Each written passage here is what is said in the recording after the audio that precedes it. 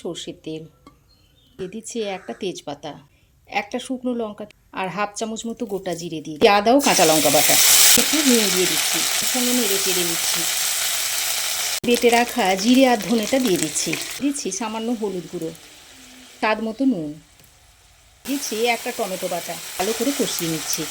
দইটাকে ভালো করে ফেটিয়ে নিচ্ছি, সেটা এর মধ্যে দিয়ে দিচ্ছি করে এইভাবে মিশিয়ে নিতে হবে। তারপর আলুটা এর মধ্যে দিয়ে দিচ্ছি, ভালো করে মিশিয়ে দিচ্ছি পরিমাণ মতো জল, ভালো করে মিশিয়ে নিচ্ছি।